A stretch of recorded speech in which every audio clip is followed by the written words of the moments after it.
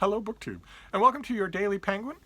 This is our waddle through my Penguin Classic wall, where we're going through all the Penguin trade paperbacks and mass markets that I have accumulated. I absolutely love these books. I love some of them more than others, but I absolutely love these books. I am Penguin Classic's biggest fan. They have been all over the world with me. They've been with me through thick and thin.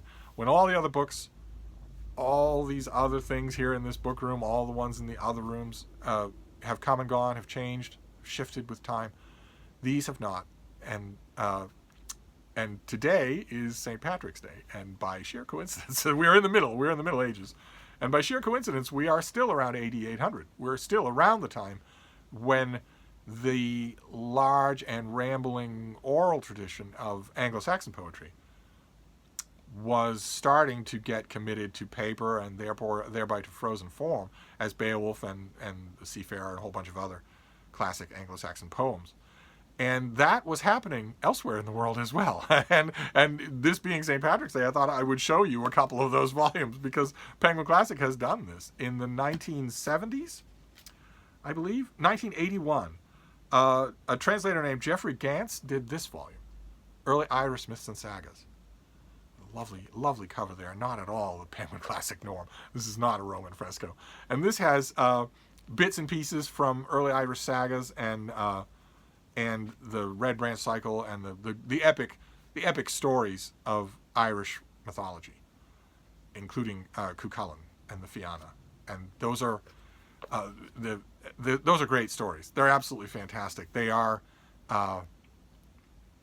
very similar to the cultural corpus of literary stuff that gave rise to something like Beowulf. They read a lot alike. There's a kind of very harsh axe head humor that crops up at the oddest times. There's sorcery and mythology there that is mixed right in with euhemerized normal kingdoms and kings and whatnot who have been shifted just a little bit into the realm of fable.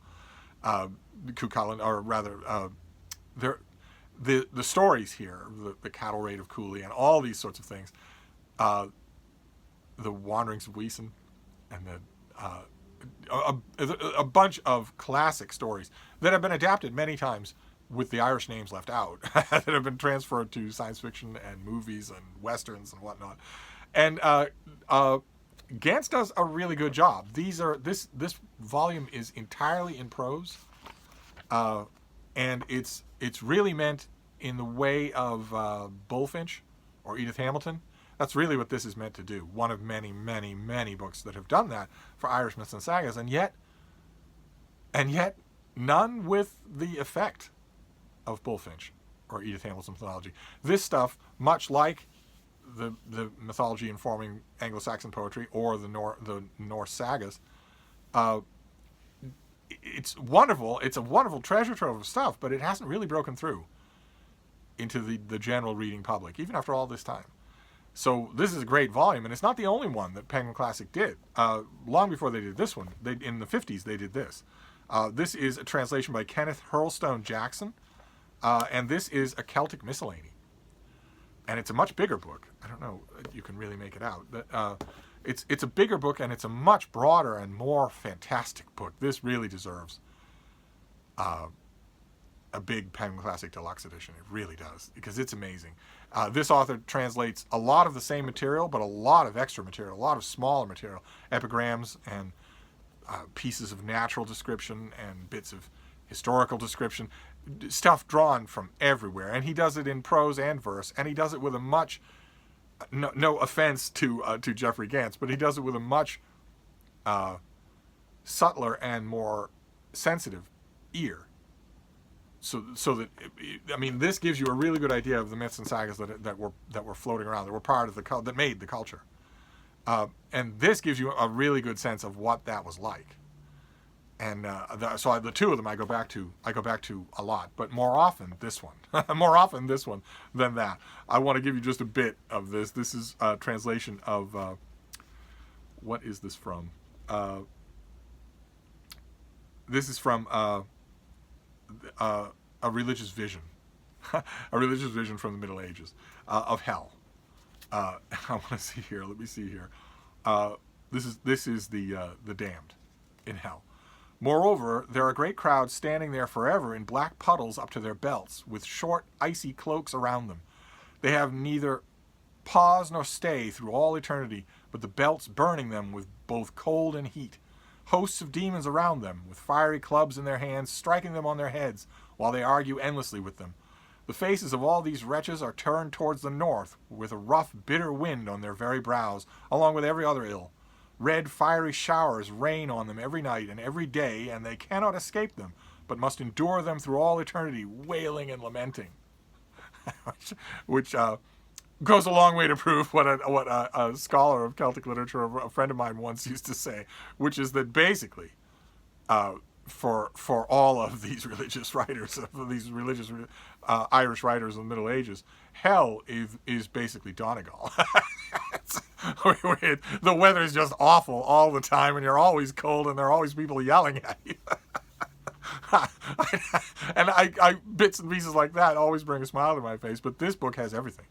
It has not only bits and pieces like that, but also a lot of the heroic tales are in the other book. If you're sensing a bit of reserve here, even on St. Patrick's Day, you're right, because I think that the vast wealth of Irish